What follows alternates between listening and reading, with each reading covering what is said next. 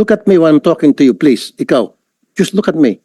Huwag ka matakot, di kita kakain, hindi ako kumakain ng tao. Ang tapang-tapang mo, pag pobreng kaharap mo, pero pag sa akin, di ka makatingin. Duwag ka pala. Napakaduwag mo. Ang kaya mo lang mga pobre. At kinukonsinti kayo na inyong chief of police. Pinasibak ko, ibinalik. Anong klaseng hustisya meron tayo sa Pilipinas? Bakit ganito ang hustisya sa atin? Pag pulis, nagtatakipan, nakakalusot. Wait a minute, Colonel, let me finish. Huli ka na. Baka pati ikaw, paparelieve ko. Yes, sir. Makinig ka. Dito may kita, Mr. Chair, na napakasinungaling kasama na si PD, Chief of Police at itong tatlong alipores nila. You see, Colonel, you're a bad example of the PNP. Klaruhin ko lang, Sir Tutulpa, hindi ko binibibi itong mga tao na ito, ha? Kahit na mga dati ko itong mga tauhan, alam mo na, nakita mo naman kung ako yung gagalit dito sa kalukuhan nila. Ito nga po masakit eh. Ito mga kababayan natin na maliliit, kung sino pa po yung biktima, pinasok na yung bahay na wala sa tama, walang dalang warrant. Mali yung bahay na pinasok kung talagang merong talaga silang hinahabol. Of course, papalag yung may-ari ng bahay, yung pa yung kinulong. Ang masaklap, ulitin ko ulit dito, nung yung anak susundan yung tatay niya sa presinto para kumustahin, pati yung anak ikinulong. Anong klaseng hustisya meron dito? Nang bugbog pa. Sabi ko nga, kayong tatlo, nagawa nyo yon sa bahay ng Camilon family sapagkat sila'y mahirap. Kung ginawa nyo yun sa bahay ni General Bato de la Rosa, now Senator Bato de la Rosa, baka may kalalagyan kayo. I promise you, hindi nyo kayang gawin yon sa bahay ng mga mayayaman. Hindi nyo kayang gawin yon sa mga taga Forbes Park. Or maski na sa mga wala sa village na mga bahay na mayayaman. Hindi nyo kayang gawin yon. Look at me when I'm talking to you, please. Ikaw, just look at me. Huwag ka matakot, di kita kakain, di ako kumakain ng tao. Ang tapang-tapang mo, pag pobreng kaharap mo, pero pag sa akin, di ka makatingin. Duwag ka pala. Napakaduwag mo. Ang kaya mo lang mga pobre. Titigan mo pa siguro hanggang sa matulak, pero pag kaharap mo ako, takot ka. Bagbuntot mo. Subukan nyo gawin yun sa mga bahay ng mga mayaman. Hindi. Baka naratat na kayo. Nagagawa nyo yun sapagkat alam nyo walang kalaban-laban mga yan. And I have witnesses na dati nyo nang ginagawa pala yan. At kinukonsinti kayo na inyong chief of police. Pinasibak ko, ibinalik. Anong klaseng hustisya meron tayo sa Pilipinas? Pag pulis ang may kasalanan, binibaby-baby. Pero pag ordinaryong maliit na mamamayan natin, agad-agad nakukulong. Pag minalas-malas, sinasalvage pa. O matatagpuan na ng patay at nagbigtikuno. Bakit ganito ang hustisya sa atin? Pag pulis, nagtatakipan, nakakalusot. Pag pobreng kababayan natin, nakukulong agad. Yung mga karapatan, tablado. Nabubugbog pa. Ngayon, nasibak nga itong si Chief of Police dahil sa mga lapses na binanggit ko, ibinalik. Siguro, Mr. Chair, patawag natin si Chief PNP sa next hearing kung pwede, Mr. Chair. Yes, we will do that, Senator Tulfo. Well, andito yung nagbalik, yung Provincial Director. Can we hear from you, Provincial Director? Bakit yung binalik? Sir, good afternoon. Naibalik namin, sir, based doon sa appreciation namin doon sa investigation that yung participation niya lang is yung sa radio interview na sinabi niya nga na nakabonet. So, with that, sir, yung appreciation namin, wala naman siyang kinalaman doon sa nangyari doon sa ground, kundi yung lang ang interview. So, ibinilik namin, sir.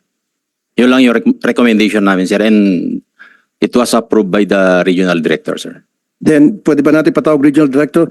There, alam niyo ibig sabihin ng command responsibility, ano po? You understand that, right? Yes, sir. So, under the command of responsibility, may pananugutan ito sapagkat pinapayagan niya ang kanya mga tao na palaging pag nag-raid ng bahay ay nakasibilyan at nakabonet at walang suot na body cam. So, how's that for a command responsibility? Colonel Relly Arnedo, sir. Sir, ulitin ko, sir, yung investigation namin kasi, yung presence of the police doon sa area is to validate the information. No, sir, pakisagot lang po yung tinatawag na command responsibility. Yung estilo ng kanya mga bata under his command, these three people, these three policemen, kapag nagsiserve ng warrant, nakasibilyan, nakabonet, nakachinelas. Your Honor, Senator Tulfo, hindi pa pala ito nakapag-oath. Comsec, please administer the oath. Yes, sir. Sir, Before we continue. kindly stand up, please. Please raise your right hand. Do you swear to tell the truth, the whole truth, and nothing but the truth in this investigation, sir? Thank you, sir. Please take your seat. Colonel, ulitin ko. Mga pulis ninyo, nag-raid ng bahay, nakasibilyan, nakabonet, walang body cam. May lapses doon. Ngayon, sino ang boss nila? Sino ang superior nila? Of course, the chief of police, sir. Exactly. So doon ba sa mga binanggit ko, may pagpukulang bang mga pulis doon? May lapses ba doon? Sir, kung yung pagpunta nila doon, sir, is not part on the procedure. No, yung what is, procedure sir, po, yung procedure na sila ay nakabonet, walang body cam, nakasibilyan, hindi man lang nakasuot ng tsapa na pulis, kahit na sabihin natin wala ng warrant, at least man lang may ID na makikita na pulis sila. Kaya nga nagkaroon ng komosyon eh. Kasi akala ng Camilon family, mga akyat bahay. But anyway, so yung procedure na yon, was the procedure violated? Yes or no lang? No, sir, no, sir. The procedure wasn't violated? Yes, sir, yes. Pwede mag-raid ng walang body cam? Depende, sir, kasi hindi raid yung pinuntahan, sir. Kaya mag-serve ng warrant, walang body cam, okay lang na nakabonet?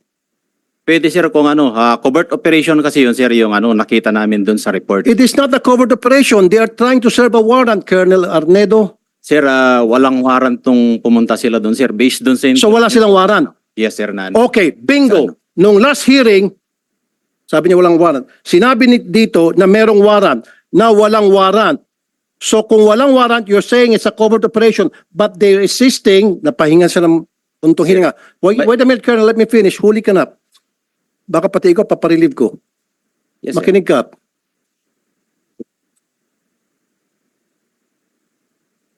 Sabi mo, walang warrant. Nung last hearing, merong warrant. Makinig ka. No, Colonel. Ulitin ko, for the end time. Ngayon, lumabas sa bibig mo. Huli ka, Balbon, sabi pa nga ng mga netizen. Sabi mo, walang warrant because it was a covert operation. Ang sabi nila di sa hearing, matatanda mo, Chief Senator Bato, may dala silang warrant and they were serving that warrant. In fact, wala silang search warrant pero meron, wag ka muna sumagot. Sir, sir. Wala silang Wala, warrant sir. dahil merong tipster. That's why they don't need the search warrant anymore. The warrant will suffice because andito pa nga dito si Attorney Bernardo, because at that time merong witness or asset na nagsasabi nandyan sa loob ang kanilang hinahanap na suspect na isa-serve nila ng warrant. Do you remember that, attorney? Kaya nga nagkaroon tayo ng konting discussion between search warrant and warrant of arrest. Yes, Sabi nila there's a warrant of arrest but no search warrant is needed because merong nga witness na nagsasabing nandoon yung suspect. Opo, Your Honor. Narinig ko po na sinabi ng mga taong ito na nagsaserve sila ng warrant of arrest. Kaya ang sabi ko nga, dapat sumunod doon sa Supreme Court issuance sa dapat naka-body worn camera po. Narinig mo, Colonel Arnedo. Ngayon, Ngayon, galing sa bibig mo, walang warrant at covert operation. Hindi kayo tumutugma-tugma. Dito may kita, Mr. Chair, na napakasinungaling kasama na si PD, Chief of Police at itong tatlong alipores nila. You see, Colonel, you're a bad example of the PNP. Your Honor, Senator Tulfo, klaruin mo natin. Yes. May warrant o wala? Sir, may warrant, sir. Pero Oh. yung sinasabi ko, sir, nagbabalidate nga doon sa ano, sir, yung chip intel, walang dalang ano doon, pero nagbabalidate nga. Pero But meron there's a warrant yung subject. Mayroon, sir. Hindi lang nila bit-bit yung warrant. Yes, sir. Yun ang ibig kong sabihin, sir, na hindi lang nabitbit yung warrant because they are validating chip intel po yung nandun, sir. Klaruhin natin, covered ng warrant yung Yes, subject sir. na hinahanap nila. Yes, sir. Hindi lang nila Warrant. bit-bit yung papel. Yes, sir. Oh, klaruhin mo Then, pag... kung walang warrant, dapat di kayo pumasok. Sir, actually, sir, hindi sila pumasok, sir. Sorry, Hindi sila pumasok. sorry po, Chief. Doon pa lang nagkaroon inconsistencies. I'm sorry, Chief. Yes. Parang nabibaby to eh. The way I look at it. Parang nabibaby na naman to eh. Nakakawala na naman to eh. Huli ko na sana to eh. Nakakawala na ulit. Sinabi mo walang warrant. Sinabi na nga mismo ni Attorney Bernardo, sabi ng mga polis mo meron. Tapos ngayon sinasabi mo wala. Sinabi ng mga polis mo nandito, dala nila yung warrant. They were there, here. Dala nila yung warrant. Ngayon sinabi mo walang warrant, pero nung i-baby ka, sabi mo, Klaruhin ko lang, Sir Tulfo, hindi ko binibaby itong mga tao na ito, ha? Kahit na mga dati ko itong mga tauhan, alam mo na, nakita mo naman kung ako yung gagalit dito sa kalukuhan nila. Ako lang, I'm just trying to explain na kami sa PNP, kapag nag-operate kami, lalong-lalo na pagkilala yung mga operatives, number one, we allow them to use bonnet para hindi sila makilala.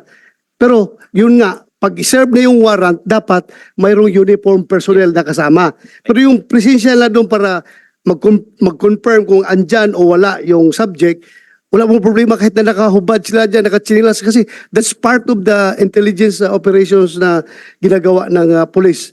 Pero kailangan, pag-serve nila, dapat may kasama na silang police na uniformado. kasi yes. my line of questioning will lead to the fact that these people are lying dahil sa kanilang pagsinungaling, meron tayong biktima na nakulong. Biktima na, biniktima pa for the second time. Kasi nga po, Mr. Chair, yun yung gusto kong matumbok dito na yung Camilon family, they were victims. Pumasok sila, mali yung procedure na ginamit nila. Hindi kami, Vicente. Sorry. Vicente. Sorry, itong Vicente family, excuse me. Maling procedure. Kahit na sino ba naman, Mr. Chair, nakabonet, may pumasok na mga tao, of course, papalag, magkakaroon ng tulakan. And based of that, ginamit ng mga pulis na ito para kasuhan sila ng Assault bang kinaso nyo? direct assault to Direct personal assault? authority. Hmm. Biniktima mo na nga, winalanghiya mo na yung karapatan nila, pagkatapos kakasuhan mo pa, nakulong po sila, Mr. Chair. Nagpiyansa lang sila. In fact, ako mga nag-abono ng piyansa nila. Taawa ko. And then, bakit pagkatapos makulong si tatay, si anak, susundan, natural Mr. Chair, kahit na ikaw, susundan mo saan yung tatay ko, nakulong ba talaga, totoo ba nasa nakulungan. Pagdating po doon sa presinto, pati itong si anak, kinulong. And of course, magsisinungaling to, sabi nila hindi. Kaya nga, doon pumasok yung gusto ko sana, Mr. Chair, ipalay detector test sila kung sino nagsabi nito to. Ito ba ang grupong ito o yung grupong doon sa complaint natin? Pumayag sila, pareho. Nag-lie detector, umatras to, itong mga pulis na ito, nag-go ahead itong mga complainant and they passed. Kaya nga, klaruhin natin na as far as this committee is concerned, and as far as public opinion is concerned, talo na kayo. Kayong mga pulis na umatras. Kahit na, yes, we understand that. It is your constitutional right na umayaw dyan sa lie detector test. Karapatan nyo yan kung ayaw nyo.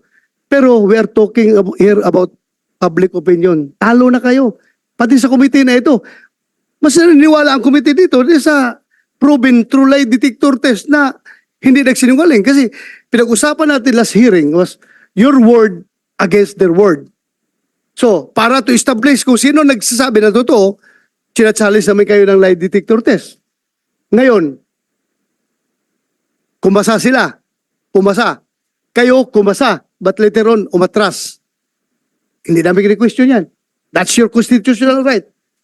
But, as far as this committee is concerned, nakikita talaga namin, hindi naman kami, kahit kayo, pulis kayo, if you were in our shoes, kung kayo ang membro, chairman ng committee na ito, sino pa paniwalaan nyo? Yung nag-volunteer ng lie detector test? Pumasa? O ito nag-volunteer tapos umatras? Alam nyo, masyadong mahalaga yung word of honor pagdating sa Pilipino.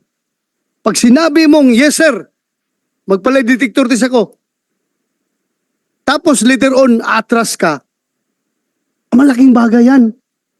So sa ngayon, as far as this committee is concerned, ito, impression of this committee favors the accused talaga.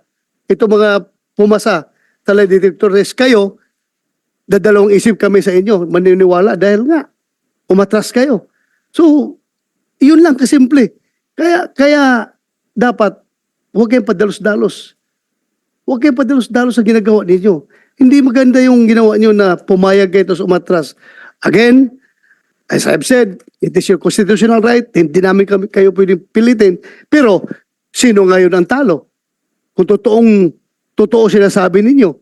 Kahit na sabihin nyo, totoo yung sinasabi nyo ngayon, talo na kayo from the start. Dahil nga, umayaw kayo, umatras kayo sa lie detector test. Ito ngayon sila, halimbawa, granting lang, very remote possibility na nagsinungaling sila. Pero, pumasa sila sa lie detector test. Granting lang ha, granting na nagsinungaling sila. Hindi ko sinasabing nagsinungaling sila. Pumasa sila, hindi sila umatras. Kanino maniwala ang tao ngayon? Diba? Sa kanila. Proven sila na hindi nagsinungaling. Dahil wala silang rason na umatras. Kasi alam na, nagsasabi sila ng totoo. So ngayon, ano na ngayon ang tingin nyo sa sarili niyo kapag ganun?